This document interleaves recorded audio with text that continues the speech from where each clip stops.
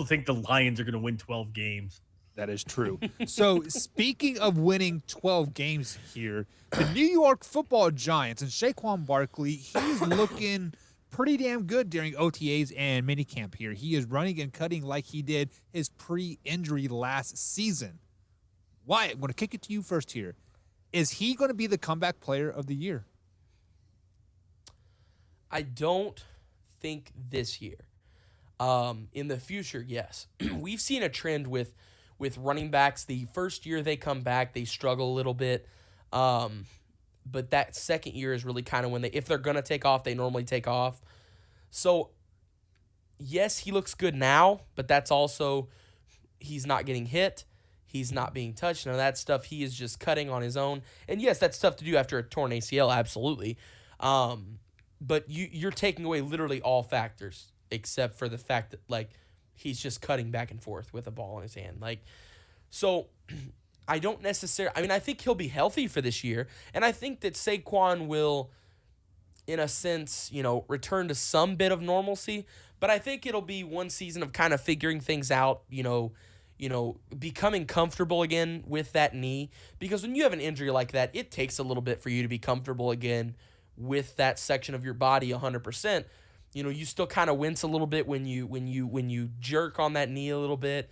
So I think, he'll take this year to kind of figure things out, get everything lined back up, and then I think if he's going to have a takeoff season, it'll be next year. I think that's kind of what I'm ballparking on him.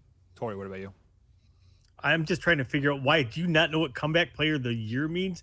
You're like, I don't think he gets it this year, maybe a couple years from now. No, comeback player of the year. So you're saying he's going to get hurt and miss the season again this year?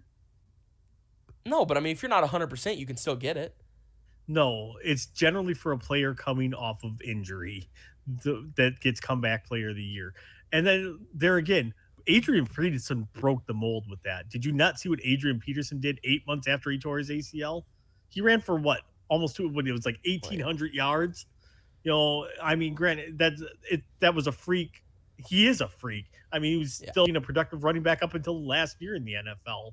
So I think he does win comeback player of the year. I think he absolutely is the front runner for it. This is a Giants team, I think, that is going to surprise a lot of people. I do not think they are going to be a great team, but I think they are going to be a much improved team. I think Daniel Jones takes a step forward. They finally have weapons all over that offense. They are building a semblance of an offensive line there.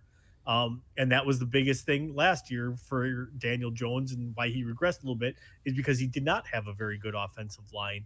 But so I think Saquon Barkley, yes, becomes the comeback player of the year. He has to be the front runner for it, because I think this is going to be that improved team.